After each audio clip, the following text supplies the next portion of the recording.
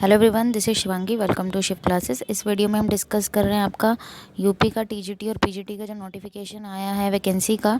ठीक है, permanent vacancy है ये। अदर स्टेट वाले भी इसमें अप्लाई कर सकते हैं। और चलिए देखते हैं। देखिए, नोटिफिकेशन आपका 29 अक्टूबर का है। इसका बारे में मैंने आपको कम्युनिटी टैब के थ्रू बताया था। ठीक है, कि भाई आपका नोटिफिकेशन आउट हुआ है कि अगर आप लोग चाहते हैं तो मैं इसका वीडियो बनाऊँगी, तो मैं उसी पर वीडियो बना रही हूँ। तो आपका 29 को देखो ये रिलीज़ हुआ नोटिफिकेशन। लास्ट डेट जो है इसमें मतलब रजिस्ट्रेशन करने की भाग 1 भाग 2 ऐसे करके दे रखा है। तो जो भाग 2 है, ठीक है, जिसमें फ़ी रजिस्ट्रेशन फ़ी पेमेंट करनी है आपको, तो उसकी लास्ट डेट क्या है? 30 तारीख है। ठीक है, रजिस्ट्रेशन आपको 27/11 तक कंप्लीट करना है अपना, और फीस आपको 30 नवंबर तक आपको भर देनी है। ठीक है, लेकिन मैं आपको बोलूँगी आप जल्द से जल्द अपना जो है फॉर्म फिल कर दीजिए, क्योंकि साइड में बहुत प्रॉब्लम हो जाती है। मैंने यूपी टेट का एग्ज़ाम दिया, फॉर्म फिल करने में मुझे बहुत प्रॉब्लम हुई थी। ठीक है, 3-4 दिन में जाके मेरा फॉर्म फिल हुआ था, क्योंकि बार बार बहुत प्रॉब्लम हो रहा था फॉर्म फिल करने में। ठीक है, तो जितना जल्दी हो सके आप अप्लाई कर दीजिए। चलिए देखते हैं क्या क्या है इसमें। जो मेन चीज़ है वो मैं आपको बता देती हूँ। नोटिफिकेशन की पीडीएफ मैं आपको लिंक जो है वो डिस्क्रिप्शन बॉक्स में दे दूँगी, आप वहाँ से डाउनलोड कर लेना। ऑफिशियल वेबसाइट है इसकी www.upssb और ठीक है .org। तो यहाँ से आप इस पे जाके अपना रजिस्ट्रेशन कर सकते हैं। ठीक है, अब इसमें जो मेन मेन पॉइंट है वो मैं आपको बता देती हूँ। विज्ञापित पदों की संख्या जो क्या है वो घट भी सकती है और बढ़ भी सकती है। ठीक है, और प्रवक्ता संवर्ग के प्रत्येक विषय के सापेक्ष एक ही आवेदन स्वीकार किया जाएगा। मतलब क्या है कि एक जो आवेदक है वो एक ही एप्लीकेशन फॉर्म भर सकता है। ज़्यादा एप्लीकेशन फॉर्म फिल करोगे तो वो कैंसिल हो जाएगा। ठीक है, और जो प्रश्न पत्र हैं भाषा वाले, ठीक है, हिंदी वाला हिंदी में ही आएगा, संस्कृत वाला संस्कृत में आएगा, अंग्रेजी वाला अंग्रेजी में आएगा और उर्दू वाला उर्दू में। बाकी दोनों बाइलिंगुअल होंगे सब्जेक्ट। ठीक है, जैसे इकोनॉमिक्स है, इकोनॉमिक्स बच्चे हिंदी में पढ़ते हैं, इंग्लिश में ही पढ़ते हैं, वो दोनों लैंग्वेज में आएगा।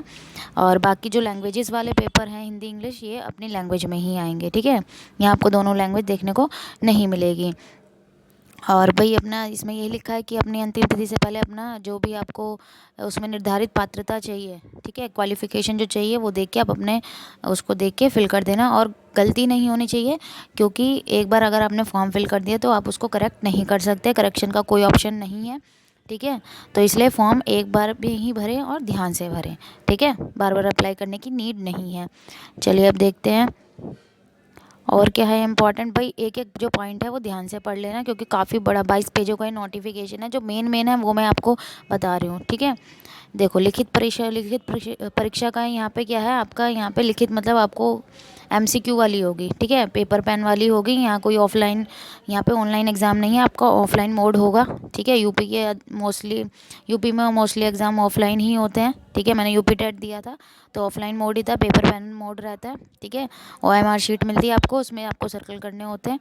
ठीक है, तो कोई भी ऋणात्मक नहीं है, नेगेटिव मार्किंग नहीं है, तो ये सबसे अच्छा है।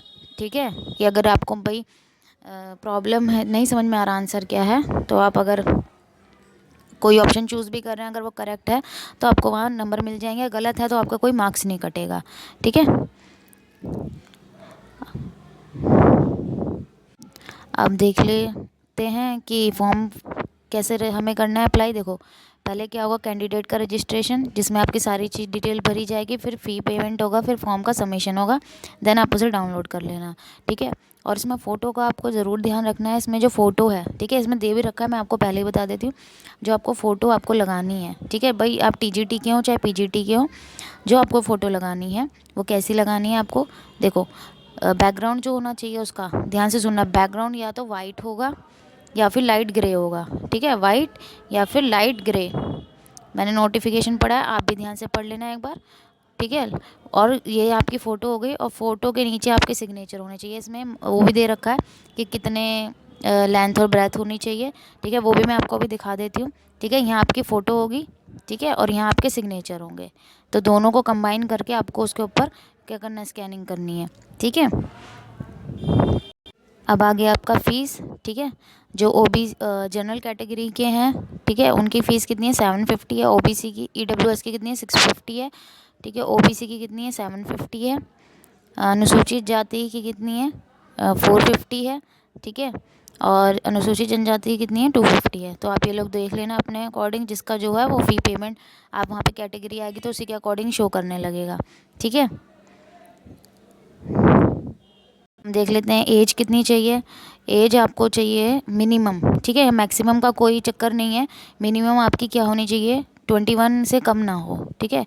1 जुलाई 2020 को अगर आपकी एज क्या होनी चाहिए, 21 साल से, मतलब 21 या 21 से ऊपर होनी चाहिए, 21 से कम नहीं होनी चाहिए, ठीक है। और ग्रेड पे कितना है इसमें, 4800 है, ठीक है। तो जो सैलरी है वो कितने के बीच में होगी, 47,600 से लेके 1,51,000, ठीक है, 100। तो ये है। शैक्षिक योग्यता भी हम देखते हैं कि भाई क्या क्या चाहिए हमें, एलिजिबिलिटी, ठीक है। इसमें क्या है कि आपकी लिखित परीक्षा का कितना होगा, 85% दिया जाएगा। उसके बाद आपका इंटरव्यू होगा। पीजीटी के एग्ज़ाम में क्या है, आपका इंटरव्यू भी है, ठीक है। पहले एग्ज़ाम देंगे, देन जो बच्चे क्लियर कर लेंगे उनका इंटरव्यू होगा। इंटरव्यू की वेटेज कितनी है, 10% है, ठीक है। और जिन बच्चों ने एक्स्ट्रा उनके पास क्वालिफ़िकेशन होंगी उनको क्या दिया जाएगा, 5% अंक, ठीक है। एक्स्ट्रा उनको वेटेज दी जाएगी उनको, यहाँ पे आप ध्यान से पढ़ लेना, ठीक है। ये देखो ये पूरा दे रखा है कि कैसे है। 425 मार्क्स का आपका एग्ज़ाम होगा, एमसीक्यू वाला, ठीक है। और 450 मार्क्स आपके किसके होंगे, आपके इंटरव्यू के होंगे। देन अगर आपके पास ये एक्स्ट्रा डिग्री है तो उसके आपको 25 अंक फालतू मिलेंगे, ठीक है। तो जिनके पास ये है उनको एक वेटेज मिल जाएगी, अच्छा 25 मार्क्स मिल जाएंगे यहाँ, ठीक है। अगर उनके पास एक्स्ट्रा डिग्री है, कौन कौन सी डॉक्टर की उपाधि, मतलब पीएचडी, एमएड, बीएड की, और या फिर किसी राष्ट्रीय स्तर पर, ठीक है, किसी प्रतियोगिता में भाग लिया है खेल कूद में, उसका सर्टिफिकेट वगैरह हो, तो उसको 25 अंक का क्या मिलेगा, यहाँ पे वेटेज मिलेगा, ठीक है। तो टोटल कितने मार्क्स का पेपर हुआ ये आपका, 500 मार्क्स का हुआ। 425 का आपका मतलब एमसीक्यू हो गया, देन आपका इंटरव्यू होगा, और 25 अंक इनको मिलेंगे, इन जिनके पास ये वाली योग्यता होगी, ठीक है। फिर आते हैं लिखित परीक्षा में क्या है, एक क्वेश्चन आपका कितने मार्क्स, 25 क्वेश्चन आएंगे, ठीक है। 125 क्वेश्चन आएंगे, और एक क्वेश्चन कितने मार्क्स का होगा, 3.4, ठीक है। समय अवधि कितनी रहेगी, 2 घंटे रहेगी, ठीक है। सभी प्रश्न कैसे होंगे, बहुविकल्पीय होंगे, मीन्स एमसीक्यू होंगे, ठीक है। और आपको यहाँ पे ब्लैक पेन का यूज़ करना है, सही उत्तर के गोले को काली स्याही की बॉल पेन से काला करना होगा, ठीक है। तो जो मेन है मैं आपको सिर्फ वही बता रही हूँ, बाकी आप पूरा पढ़ लेना, ठीक है। साक्षरता के लिए क्या होगा, मेरिट लिस्ट निकलेगी, वही जो बच्चे लिखित परीक्षा को कर लेंगे, ठीक है। और देख लेते हैं कि और क्या है इसमें इम्पोर्टेंट, नहीं तो हम सीधा बढ़ते हैं अपनी वैकेंसी के कितने वो है, कितने किस सब्जेक्ट की कितनी वैकेंसी। तो यहाँ पे बालक और बालिका वर्ग के लिए अलग अलग वो होती है वैकेंसी, ठीक है। मतलब जिसमें लड़के पढ़ते हैं उस स्कूल में अलग वैकेंसी है, ठीक है। और जो लड़कियों के लिए स्कूल है उसमें लिए अलग वैकेंसी है, ठीक है। तो जो बालक वाला है वहाँ पे लेडीज़ अप्लाई कर सकती हैं, ठीक है। लेकिन बालिकाओं वालों में जो जेंट्स है वो अप्लाई नहीं कर सकते हैं, ठीक है। मतलब जो लेडीज़ हैं, वुमेंस हैं, वो दोनों में अप्लाई कर सकती हैं, लेकिन जो जेंट्स है वो सिर्फ बालक वाले में अप्लाई कर सकते हैं। तो यहाँ पे हम देख लेते हैं इकोनॉमिक्स की कितनी वैकेंसी है। अर्थशास्त्र कहाँ है,